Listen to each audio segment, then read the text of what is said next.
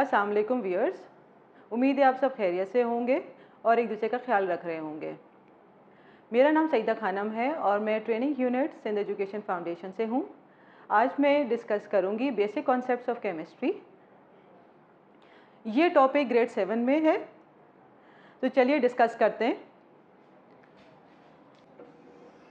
Basic concepts of chemistry को discuss करने के लिए हम सबसे पहले जो टॉपिक ले रहे हैं वो है matter.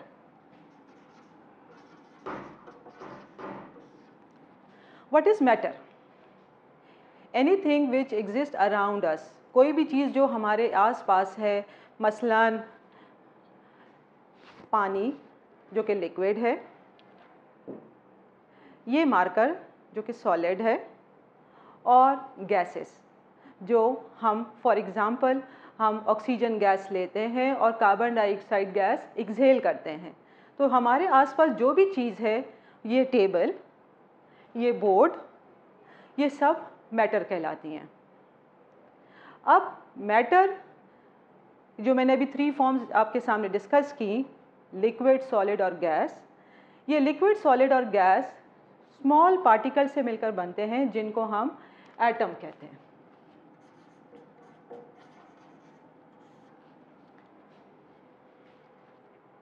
So atom is the small particles. Is the small particle. So atom जो है 3 बेसिक सब एटॉमिक पार्टिकल से मिलकर बना है। ये 3 सब एटॉमिक पार्टिकल्स हैं प्रोटॉन, न्यूट्रॉन, इलेक्ट्रॉन। प्रोटॉन के ऊपर पॉजिटिव चार्ज होता है, न्यूट्रॉन के ऊपर कोई चार्ज नहीं होता, सो नो चार्ज, इसलिए इसको न्यूट्रल कहते हैं। इलेक्ट्रॉन के ऊपर नेगेटिव चार्ज होता है। ये 3 सब एटॉमिक पार्टिकल्स प्रोटॉन, न्यूट्रॉन और इलेक्ट्रॉन।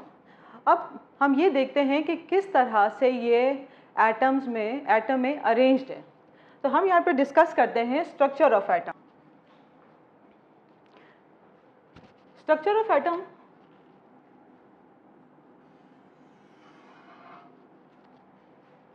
एक सेंट्रल पार्ट पे मुश्तमिल होता है और इस सेंट्रल पार्ट में प्रोटॉन और न्यूट्रॉन पाए जाते हैं। इस सेंट्रल पार्ट को न्यूक्लियस कहते हैं और इस न्यूक्लियस के सराउंडिंग में शेल होते हैं जिसमें इलेक्ट्रॉन रिवॉल्व करता है, तो इसको हम कहेंगे इलेक्ट्रॉन।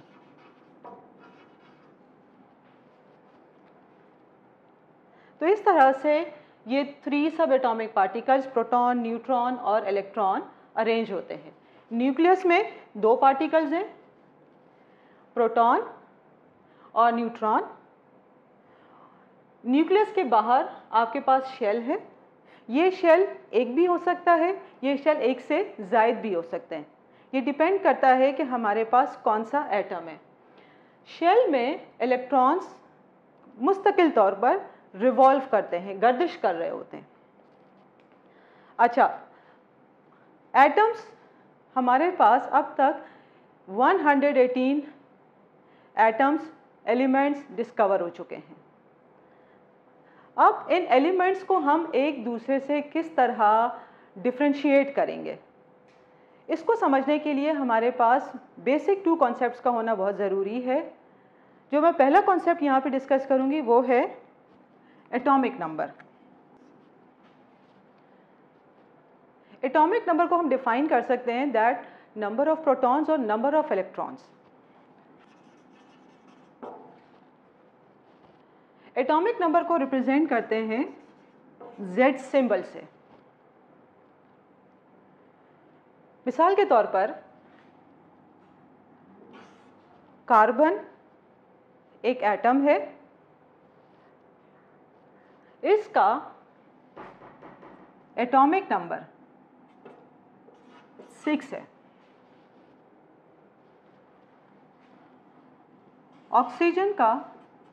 ऑक्सीजन को O से रिप्रेजेंट किया, इसका एटॉमिक नंबर 8 है। सोडियम जिसको हम रिप्रेजेंट करते हैं Na से, इसका एटॉमिक नंबर है 11। नंबर ऑफ प्रोटॉन्स और नंबर ऑफ इलेक्ट्रॉन्स, अब हम इस कॉन्सेप्ट को इन एग्जाम्पल्स पे किस तरह से अप्लाई करेंगे। जब हम कार्बन की बात करते हैं तो कार्बन में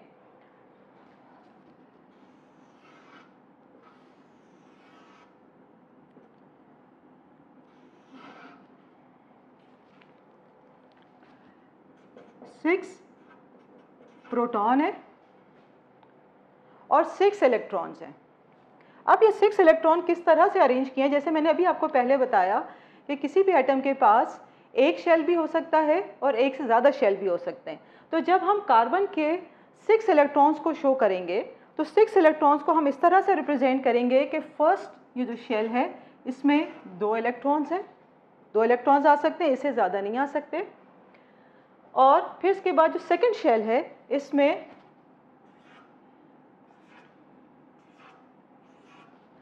4 इलेक्ट्रॉन्स आएंगे। अब चूंकि मैंने आपके साथ डिस्कस किया था कि यहाँ पर इलेक्ट्रॉन के ऊपर नेगेटिव चार्ज है और प्रोटॉन के ऊपर पॉजिटिव चार्ज है, तो पॉजिटिव और नेगेटिव चार्ज क्या है, एक दूसरे को बैलेंस कर रहे हैं। इसलिए एटॉमिक नंबर को जब हम डिफाइन करते हैं तो या तो हम नंबर ऑफ प्रोटॉन्स कंसीडर करते हैं या फिर नंबर ऑफ इलेक्ट्रॉन्स, और ये हम न्यूट्रल एटम की बात कर दें। न्यूट्रल एटम का मतलब है ऐसा एटम जिसके ऊपर कोई चार्ज ना हो। तो जब हम कार्बन के 6, हम कहते हैं कि कार्बन का एटॉमिक नंबर 6 है, इसका मतलब ये हुआ कि इसके पास 6 प्रोटॉन्स हैं और इसके पास 6 इलेक्ट्रॉन्स हैं। और मैंने आपके साथ यहाँ पे अभी डिस्कस किया कि इन 6 इलेक्ट्रॉन को कैसे शेल्स में अरेंज किया गया है। इसी तरह से जब हम ऑक्सीजन की बात करते हैं तो ऑक्सीजन में भी इसमें नंबर ऑफ प्रोटॉन्स 8 हैं। फर्स्ट शेल में 2 इलेक्ट्रॉन्स आएंगे और फिर सेकंड शेल में सेकंड शेल में 6 इलेक्ट्रॉन्स आएंगे। इस तरह से हम दूसरे एलिमेंट्स के भी एटॉमिक नंबर को डिफाइन कर सकते हैं और दूसरे एटम्स के स्ट्रक्चर को भी ड्रॉ कर सकते हैं। अब हम डिस्कस करते हैं एक और concept, mass number.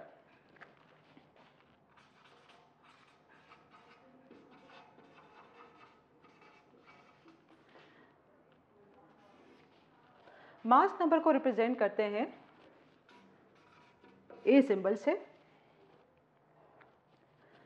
Mass number को डिफाइन करते हैं the sum of proton and neutron.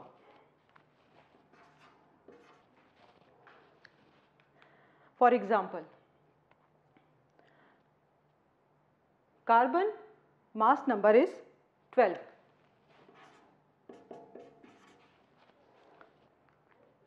इसको हम कैसे एक्सप्लेन कर सकते हैं? कार्बन के पास जो नंबर ऑफ प्रोटॉन्स हैं वो 6 है, नंबर ऑफ न्यूट्रॉन भी 6 है। तो जब हम इसका मास नंबर कैलकुलेट करेंगे so A is equal to number of protons plus number of neutrons. 6 number of proton, 6 number of neutron, जब हम इनका सम करते हैं तो ये हमारे पास 12 आ जाता है। ये हमारे पास कार्बन का मास नंबर है। इसी तरह से जब हम सोडियम की बात करते हैं,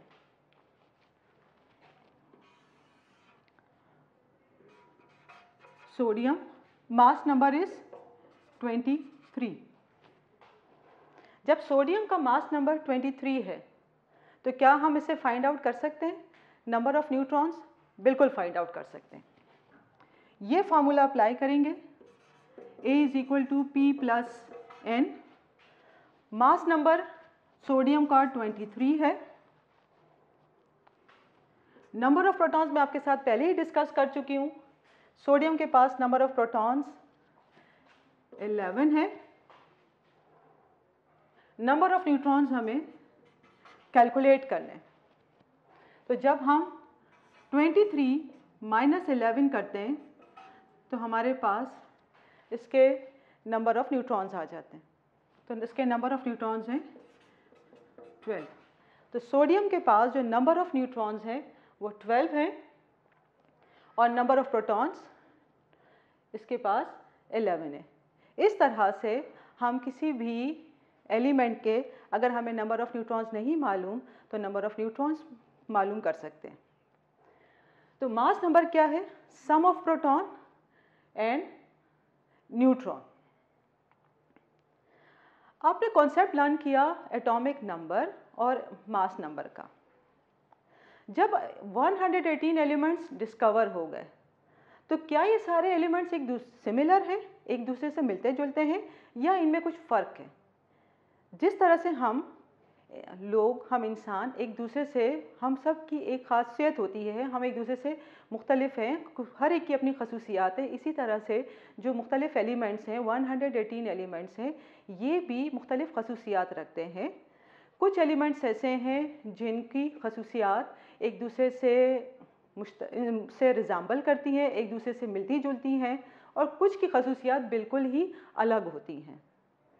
सो एलिमेंट्स को क्लासिफाई किया गया, उनकी दर्जाबंदी की गई ताकि हम आसानी के साथ मुख्तलिफ एटम्स की खसूसियात के बारे में स्टडी कर सकें और उससे हम डिफरेंट, आज जब हम अपने इर्द गिर्द मुख्तलिफ प्रोडक्ट्स देखते हैं जो हमारी ज़रूरियात को पूरा करती हैं, वो सब इन्हीं खसूसियात को सामने रखकर और उनसे आगे डिफरेंट केमिकल रिएक्शंस करवाकर ये सारे हम प्रोडक्ट्स हमें मिलती हैं। तो चाहिए चलते हैं, देखते हैं कि किस तरह से एलिमेंट्स को क्लासिफाई किया गया और उसके लिए पीरियोडिक टेबल को डिज़ाइन किया गया। तो मुख्तलिफ साइंटिस्ट ने मुख्तलिफ अदवार में एलिमेंट्स की अरेंजमेंट के लिए डिफरेंट लॉज प्रेजेंट किए। तो आज हम डिस्कस करते हैं कि किस तरह से एलिमेंट्स को पीरियोडिक टेबल की फॉर्म में अरेंज किया गया है।